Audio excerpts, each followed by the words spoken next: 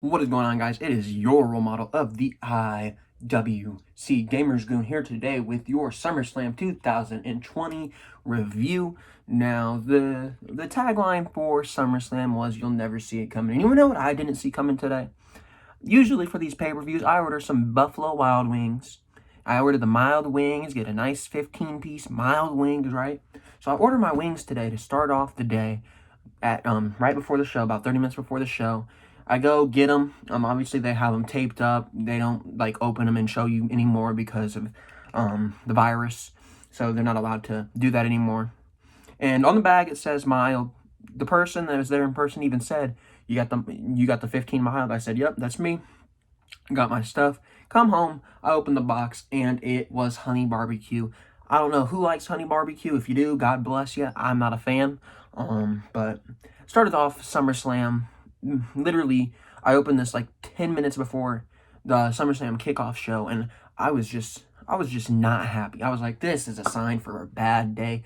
And you know what? SummerSlam, they actually made it a little bit better. They made it better. Believe it or not, you go into this show, I said it earlier this morning on the AEW review, and I've said it multiple times. This SummerSlam did not feel like a SummerSlam. It really just had no excitement going in. It didn't even feel like a B-level pay-per-view, really. But SummerSlam, I'm not going to sit here and tell you it was a great show because it wasn't, but SummerSlam was a good show. SummerSlam might be the second best pay-per-view of the year behind the Royal Rumble. You can make an argument that some of the stuff that happened at Mania was better than what happened on SummerSlam, but in terms of the overall show, I think SummerSlam gets the edge on Mania.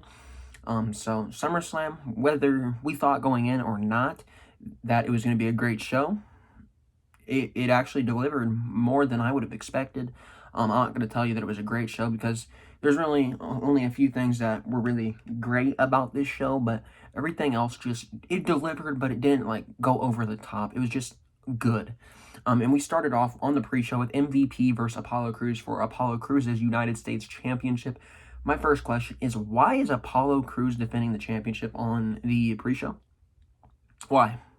Not only do you have Apollo Crews, who's on his best run of his career as the United States champion on the pre-show, but you're also having the Hurt Business's leader, MVP, on the pre-show. Mind you, I don't think that this match should have happened here. I think that it should have been Lashley versus Apollo, but that's besides the point. You should have had this on the main show. I don't care whether it should have been MVP or whether it should have been Lashley. At the end of the night, it's your United States Championship match. The Hurt Business has been absolutely brilliant. They've turned everything they've done into gold.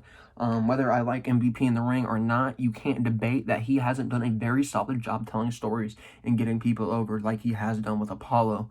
And that's because of the Hurt Business. Hurt Business has done really well. But like I said, I think it should have been Lashley in the spot. But this match, it had no business being on the pre-show. There's nothing about this match that should have been on the pre-show. If I'm going to be honest with you, really, there was only one terrible match.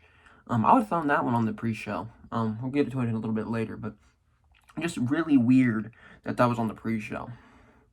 And also, these virtual fans in the background, they're really annoying because the piped-in crowd noise does not correlate with what the fans are doing. I see fans clapping. I see fans trying to start a chant. Their mouths are moving, but in the crowd, it's just the normal sound that you hear, because you have them muted. It's really a bizarre sighting. It's just not something that looks good on television. I've said it, these virtual fans, if you're not going to have them actually be able to show their emotion, you're not going to be able to hear their actual reaction. And what's the point? What is the point? In this match, though, we did get the right winner. Apollo Crews did go over, as he should. And after the match, we set up Apollo Crews versus Bobby Lashley, which I believe should have been the match for SummerSlam. We have Lashley come down to the ring with Shelton Benjamin to attack Apollo Crews. Apollo Crews ends up avoiding Lashley, ducking under Lashley's clothesline, and then slithers through Shelton Benjamin's arms on the outside, and he's walking out with still your United States Championship victor. So very solid stuff from Apollo. It wasn't a great match, but it was a decent match. It flew. It would be much better if we didn't see this match multiple times already. And that's the problem we get with a lot of these matches is we've seen it. We've seen it recently because they just like giving these matches away left and right. You have a good match here, we'll give it away. We have a good match here, we're going to give it away for free. And if we didn't see MVP versus Apollo Crews already, I think this match would have been much more special for him. But we've already seen it. It was a good match in terms of in-ring work. It was just a very normal match. Nothing. It wasn't bad. It wasn't good. It was just right down the middle. Solid stuff there. Enough to get a passable grade. And at the end of the day, they got the right winner. So I'm not going to complain too much about that match. Next, we open off the show. I want to ask why we all open off the show with Asuka and Bayley. If you ask me, that's not who should have started the show. I would have had the Street Profits and Garza and Andrade start the show just because of I think that would have been a much more energetic match to start the show off of. Because in the Asuka Bayley one, it's going to be story driven because of what's going to happen later in the night. And that's just how I feel. Asuka versus Bayley. Bayley here, she needed Sasha's help to end up winning. Sasha Banks ends up taking the hip attack by Asuka. We'll talk about the hip attack later in the night. And it allows Bayley to end up picking up the win over Asuka. So the right woman won the match. It was a decent match. Nothing out of the ordinary. It was okay. It wasn't long. It was about maybe 10 minutes. And once again, if we didn't see this match already and maybe give them an extra 5-6 minutes, match could have been something great, but we've already seen the match. It just didn't feel as special. So once again, I'm going to tell you, it was a match that was not good, but it wasn't bad, right down the middle yet again. Next, we have Kevin Owens joining commentary for the Andrade and Angel Garza versus the Street Profits for the Raw Tag Team Championship match. Kevin Owens being on commentary, obviously supporting the Street Profits, as he does not like Zelina Vega's group. I'm going to be honest with you, though. I'm surprised that they actually did the right thing here. I really am. We had the Street Profits go over. The Street Profits ended up winning, as I believe they should, because you have to build credibility to the tag team division, and putting it on a makeshift team is not building credibility. I don't care how many times people say, well, they have nobody else to go against. That's WWE's fault for not booking anybody properly in order to be built up to the point where they can be a legitimate competitor for the tag team championships. That's not the Street Profits' fault. And like you said, there's really nobody else in the division. The only other people in the division outside of these two teams really is the Viking Raiders. So even if you have Andrade and Garza go over, which they shouldn't have gone over, all they got is the Viking Raiders. Like I said, it's not the team's fault. They need to try to make the division stronger, and I think the team that you can do it behind is the Street Profits. But you need to start building up tag teams, because your tag team division on Raw is looking horrible. Your tag team division on SmackDown is looking horrible too. But I mean, the easiest way to tell you how to fix your problems is to combine the divisions. That's the only way. That is really the only way to fix the problem. There's just not enough teams on either brand to really propel a tag team division. It's really not. And you've already made the Viking Raiders look like a bunch of idiots when you had Eric go out there in the underground and lose to Dolph Ziggler. I mean, and then you have Ivar. He's not even focused on wrestling. He's focused on the Bachelorette. Like, you've already buried one of your 3 teams that are currently on Raw. And your other team is a makeshift team. That's not the Street Profits' fault. Like I said, they should build the division on the Street Profits back. They have the work rates to do it. They have the characters to do it. You just need to find out, how are we going to end up building credible names in the tag team division? That's what you guys need to figure out. That's nothing to do against the match. That's nothing to do against the outcome. They made the right choice. The Street Profits needed this. They definitely should have won this match. I don't care if they didn't have a next opponent or whatever. That's their problem. They need to figure something out. Whether it be bringing up the Undisputed Era, whether it's Fish and O'Reilly, or whether it's Strong and O'Reilly, Strong and Fish. I don't care. But that's on them. They booked themselves to have 3 tag teams. The Street Profits shouldn't take the penalty for it. Just because there's not enough teams, they should not lose the title. I don't care. Because if that's how you want to go about it, then Garza and Andrade, they're going to go into a feud for, 2 months against the Viking Raiders. Then 2 months, again, actually, they'd probably defend it against the Street Profits. And then go into a feud with the Viking Raiders, end up losing to the Viking Raiders, who it would just be a revolving circle with them. You got to build more teams. That's the only way to solve your problem. The match itself wasn't anything special. It wasn't a SummerSlam worthy match, to be honest. It just did not feel like a SummerSlam match. If I'm gonna be honest with you guys, this match felt like it belonged on Raw outside of the Raw Tag Team Championship being on the line. It just felt a little underwhelming. But I will say Montez Ford ended up hitting a beautiful frog splash to end the match and get the win over Andrade and Garza. He went up for the frog splash instead of normally just face running with the frog splash. He ended up doing a whole 180 midair, and he looked like he did the frog splash from the other side. That's the amount of athleticism that Montez Ford has. Right team to win. It's just really the only problem I can tell you about that scenario is they really don't have anybody to face, and like I said, I don't think that needs to be played into the story here or into the match, because I understand why Becky needed to lose, because she went through a lot of people. The Street Profits, who have they been through? They really haven't had a great title run. You need to build more names in your division. Next, this is the match that should have been on the pre-show. This match was terrible. Terrible.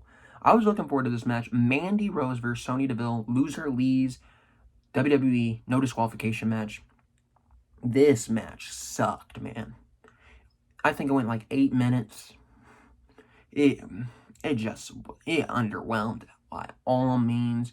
I'm not even gonna really go into it. There's just really nothing that happened in this match that was good at all. And then we had Mandy Rose end up picking up the quick victory over Sonya. An underwhelming ending, an underwhelming match. Just didn't feel right, especially in a match that's going to be the last match for Sonya Deville for a few months. I doubt that that's how you want to go. Who thinks that's a good idea? She looked horrible. Sonya looked horrible. Mandy looked horrible. It was just not good for either woman. They just that match was terrible. I'm telling you, that match was awful. Awful. Sonya will be gone. That plays into the story. As you know, with the one guy, the obsessive fan that ended up going to Sonya Deville's house, the little stalker, idiot. I imagine you're just giving Sonya some time away from wrestling to see whether or not she really wants to be in the spotlight, because I'm sure this opened her eyes on the true dangers of being a famous person, obviously, and obviously to fix some legal issues with the suspect in hand. But Sonya, she needs some time off. I said it when she was on the show on SmackDown. Just let Mandy and Sonya off TV. Let them get right. Let them process what happened. Let them come to terms with it. Let them begin the healing process mentally. Because that's something that you don't want to experience. So it gives Sonya some time off. I would have assumed that Mandy's probably going to get some time off too, because she was there too. Not necessarily, it wasn't necessarily something that she was involved with in terms of the guy wanted to see Mandy or whatever. The guy was specifically targeting Sonya, so obviously I think Sonya has a little bit more to cope with than Mandy. But I would still give Mandy some time off too, to let both of them get their minds straight. Let them begin the healing process. So I'm glad that it's gonna give Sonya Deville some time. I will assume I'm gonna go off on a limb and say she'll be back by the Royal Rumble. Probably make a surprise return at the Royal Rumble. And I'm gonna be honest with you, Sonya Deville needs to win the Royal Rumble if she comes back, because Sonya Deville, she was on the path to taking that next step to be one of the top women in the division, until this obsessive fan just came in and ruined it all. People just need to know boundaries, man. I'm telling you. If you don't know boundaries, you just need to please just be considerate of others, because think of what they're going through. It's just ridiculous to think that somebody would go out of their way to be that obsessive with their fandom, as some people would say. It's just ridiculous that something like that would even happen. Next we have Seth versus Dominic in the street fight. Now, I told you last night that Pat McAfee came out and he impressed everybody. I even told you that I thought Pat McAfee was going to be the lesser star than Dominic. I said that Pat McAfee was a celebrity playing the role of wrestler. I didn't think he'd deliver, but he did. But I'm not going to sit here and tell you that Pat McAfee did better than Dominic, because I like Dominic's performance better. I'm not going to discredit Pat McAfee. He did great. But Dominic, he did great also. He did fantastic. That's 2 debuts this weekend that I've just been utterly impressed with. We had Seth Rollins and Dominic. The storytelling in this match was great. We had Dominic tell his father at the beginning, you know what, do not get involved with this match. Just let me handle what I need to handle with Seth Rollins. And Ray, for the most part, stood by until we had Buddy Murphy. We had Dominic's mother come up while Seth Rollins was hitting him with the kendo stick. Rey Mysterio sees that his mother came out, tries to get her back to the back. While that's happening, we have Buddy Murphy grab Dominic. He's going to shove the eye into the steel step like we saw it happen to Ray. Ray comes down. Ray finally gets involved, helps his son. They start taking kendo stick shots. And then we see Seth Rollins. Seth Rollins ends up getting the upper hand. He brings out some handcuffs. He ties one to the rope, and then he ties Rey Mysterio. He locks Rey Mysterio in with the handcuffs. Rey Mysterio's stuck on the ropes, watching Seth Rollins beat his son with a kendo stick, watching Seth Rollins hit the curb stomp, and Seth Rollins pins Dominic while looking straight in the eyes of Rey Mysterio. Really good storytelling between Dominic and Seth. Dominic looked fantastic. Dominic can take one hell of a beating. Very good stuff from Dominic. He impressed the ever-living shit out of me, if I'm being honest with you. Very good stuff from Dominic. Once again, another big debut this weekend. Major success. And if you're going to ask me what I thought the match of the night was for SummerSlam, I'm going to tell you, it was Seth and Dominic. That's how good this match was. And I think after this, we started getting better in terms of match quality, but I think Seth and Dominic had the match of the night with SummerSlam. They hit a home run. Very good stuff from Dominic and Seth Rollins. And I also believe that we're probably going to see a tag team match next weekend at Payback. I think we're going to head into a Seth Rollins, Buddy Murphy versus Dominic and Rey Mysterio, since obviously Rey Mysterio had to watch his son get pinned. I think we're probably going to end up seeing something along the lines of Dominic finally pinning Seth Rollins and getting his first victory in the WWE. I think that was probably where they're going to head with that. So, very good stuff there. That made the entire night for me. That was absolutely a brilliant match. That was really good. Next, we had Asuka versus Sasha Banks for the Raw Women's Championship. Don't get me wrong. This was a very good match. A very good match. What the part I didn't like is, first off, the way they went about saying is, they said Bayley wasn't willing to take the hit the same way Sasha was earlier, because Sasha ended up getting a hip attack and ended up losing the match. But this time we have Asuka go for a hip attack on Sasha. Sasha dodges it. Bayley moves from the hip attack. So she wasn't willing to take the shot. But it doesn't matter. Bayley still got knocked by the elbow because Asuka hit a spinning elbow, knocked Bayley out. And then we come back into the ring. We see a combination of different submissions. We see the bank statement. We see a knee bar by Sasha onto Asuka. We see the Asuka lock. We then end with the Asuka lock. Sasha is forced to tap out because Bayley is knocked out on the side of the ring. Then after the match, obviously Asuka's celebrating. Sasha in there with Bayley. Sasha getting that little bitchy vibe where she's starting to kind of heal up a little bit. Maybe we're going to see a full-blown heel Sasha at whether it be at Payback or after Payback. I think we're getting into that good old boss that we loved in NXT. I think we're getting back to that boss. But the problem I have with this is there's been one, there's been two, there's been three, there's been four, five title defenses from Sasha Banks where she's defended a women's championship, whether it be Raw Women's Championship or SmackDown Women's Championship.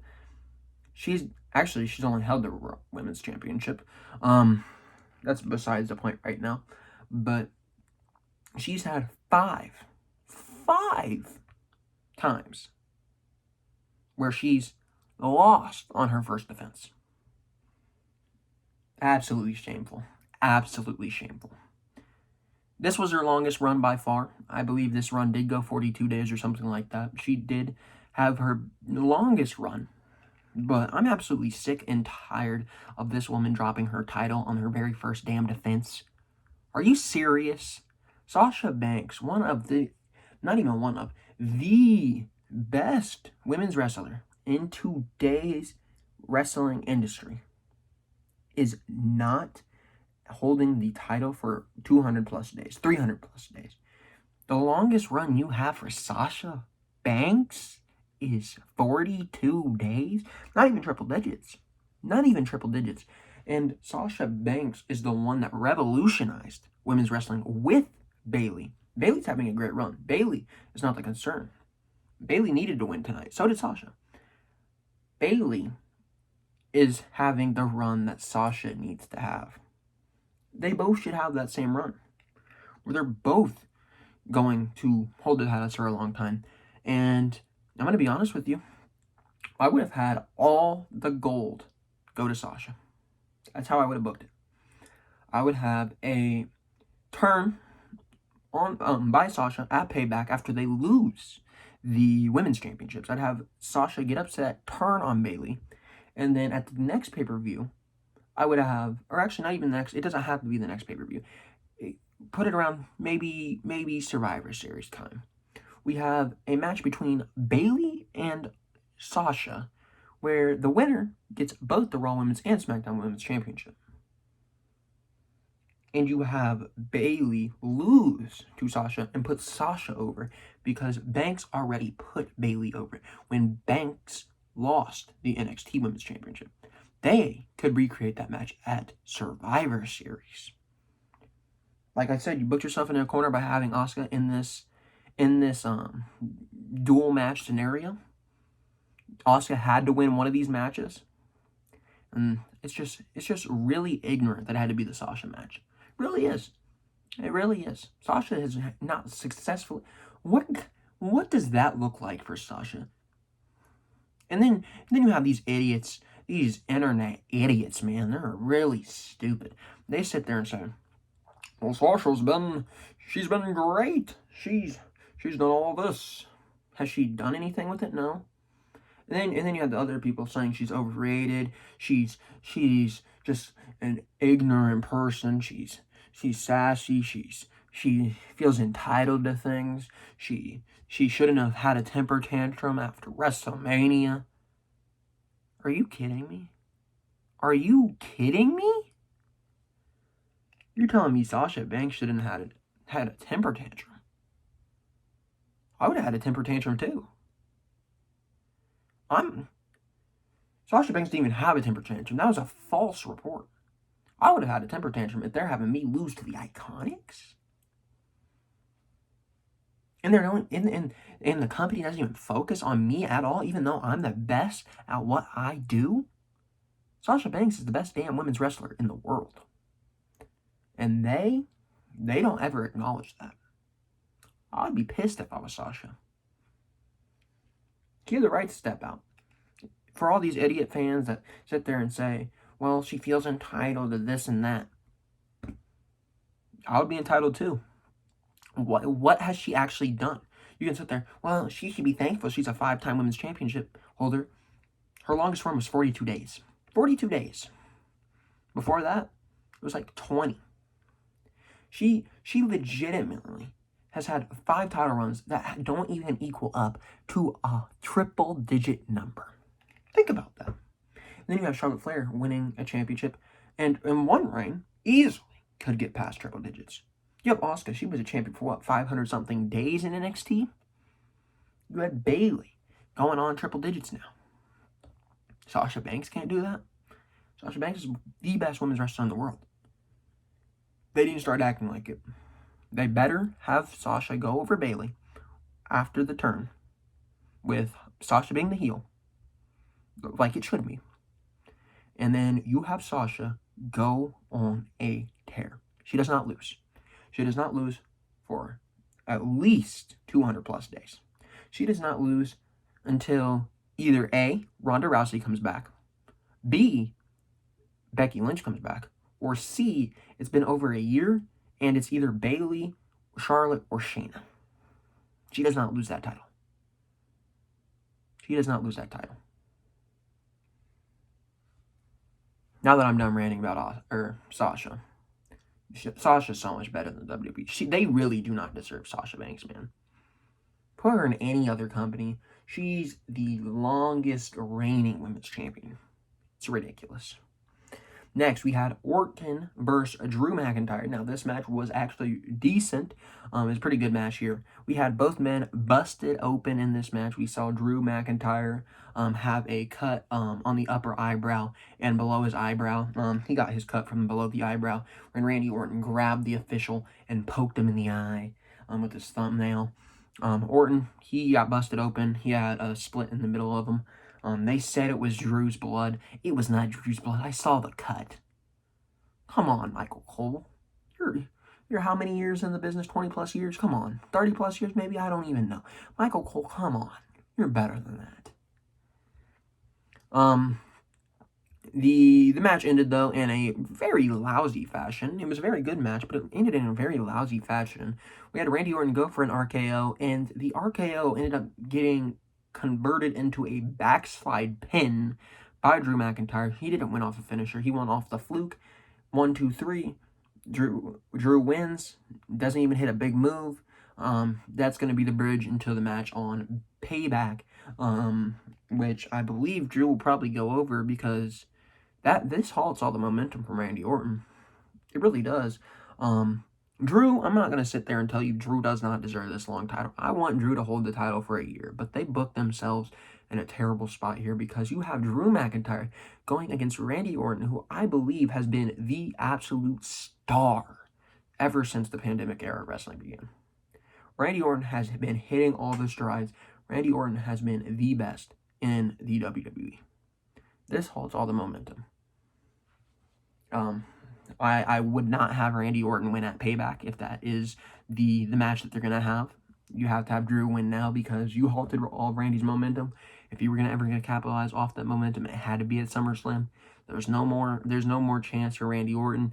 Randy Orton needs to lose at Payback, and then I don't know how you go about getting him back to the vibe where he just was an absolute badass going around everywhere. Because you can't just have him start attacking legends again. He's already done that. I mean, if he would have won, he could have kept doing that. Maybe you have whomever come on out, and he comes out as the champion, says, you know what, I might be the champion, but you're somebody people admire, and let's be honest, I don't respect you. He could have done something like that, but you can't have Randy Orton win now. I would have thought that Randy Orton would have won here, but he did not. So you got the boat with Randy Orton has sailed past. You don't have that's just like the Bray Wyatt thing. They had him at Hell in a Cell with Seth Rollins. He can't lose there, and he ends up losing. He ended up losing. Bray Wyatt did at Hell in a Cell last year against Rollins, and then it never felt the same with Bray Wyatt again. Bray Wyatt still doesn't feel the same. I don't know if Randy Orton's ever going to get back to that monumental, badass type of feel to him like he had going into SummerSlam. I don't know if he's going to ever get back to that.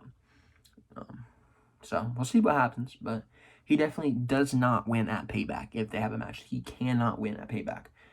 You got to go with Drew McIntyre now until you have whomever return, because it depends who they want to put over there, whether it be they bring back Brock for a Survivor Series, for Rumble, whatever, or you have, I don't know, I really don't even know who else you have could build up on Raw outside of maybe Seth Rollins, maybe Samoa Joe, because he is over there. He could end up making a return. I do know he is on his way back, sooner rather than later. I imagine he's actually going to go into a feud with Seth, but Drew needs to get somebody to challenge him, whether it be maybe Adam Cole comes over, maybe Keith Lee comes over for that championship for Drew McIntyre. And let's get into the main event. We had Bray Wyatt, The Fiend versus Braun Strowman. This match was okay. It really was just a bridge to get to the ending. I think we all knew that Bray Wyatt was going to win here. There was no ifs, ands, or buts about it. Bray Wyatt ended up picking up the victory like he should have. Bray Wyatt is now your Universal Champion. Yeah. And then, after that, as you've seen in the thumbnail, we have the big dog. And I'm going to be honest with you guys. I'm going to be honest for a second. I am glad to see somebody named Roman Reigns back in the WWE. Now, I know a lot of people are going to sit there and they're going to be all negative about Roman Reigns' return because, let's be honest, not a lot of people like Roman Reigns. I like him. I like him as long as he's not shoved down our throats. And the Roman Reigns that came back today, he's not the same Roman Reigns that he was before he left. This Roman Reigns comes back. He spears Bray Wyatt, the most over guy in that main event. And then he comes out and he starts attacking Braun. He beats Braun with a chair multiple times. And he goes back in the ring. He holds up the Universal Championship. He sits there trash-talking Bray Wyatt, saying the only reason you're ever a champion is because you hide behind a mask. You're never going to be as good as me. Very heel-like things to say. I'm going to be very excited to see what Roman says on SmackDown. Because I'm very interested to see if they're actually going the full-blown heel route, or if this was just a moment of Roman Reigns just trying to be a badass, awesome, babyface where he's going to be the savior. I really couldn't decipher, whether this was actually a heel turn or not from Roman Reigns. I'm hoping that it's a heel turn for Roman Reigns, because I would love to see a heel Roman Reigns and see what that version of Roman Reigns can do going for a championship. Maybe it is better than the Roman Reigns that everybody hated going for the championship while he was a major babyface. I really hope for Roman Reigns' sake that it is a better version, because let's be honest, if it's not, then everybody is just not going to have any hope for Roman Reigns anymore. I'm not, like I said, Roman Reigns, I've never had an issue with Roman Reigns. I just had an issue with the way he's booked. He's been away. As long as he doesn't get the match at Payback, which I hope he does not, and as long as he doesn't get an immediate title shot, it doesn't have to be at Payback, but it can't be at the next.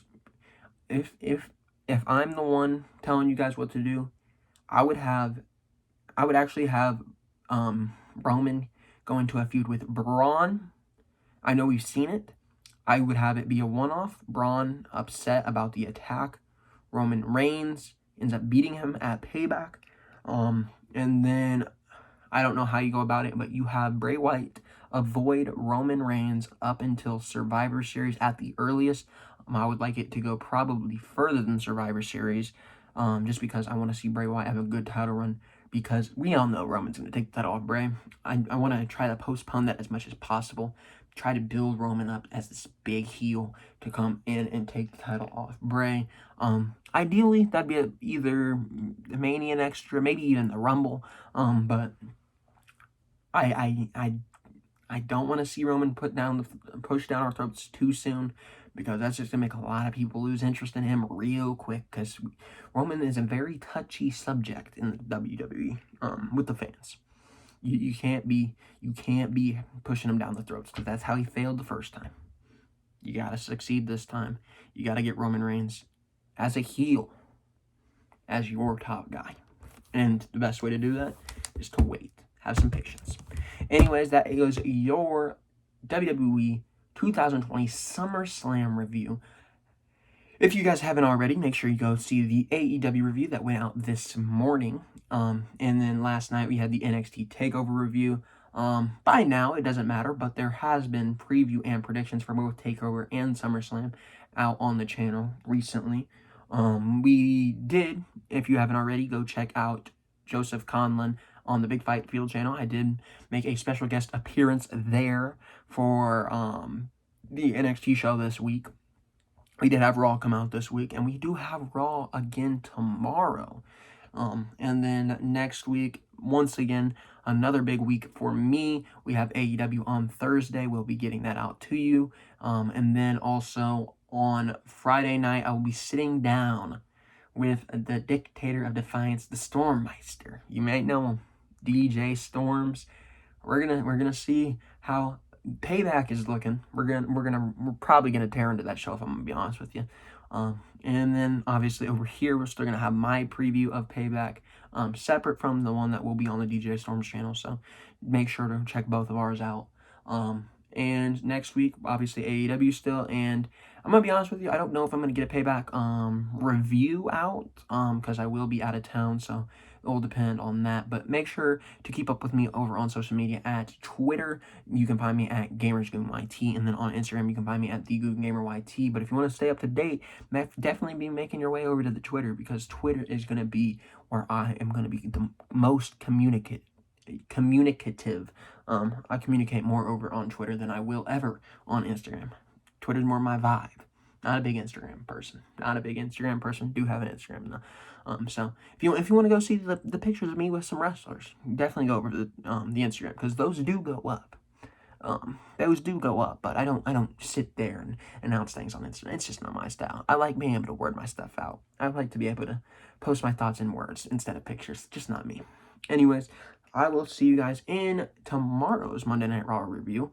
But for right now, it has been your role model of the IWC making his exit from your guys' screens. Anyways, I'll see you tomorrow night. Goodbye and good night. Bang.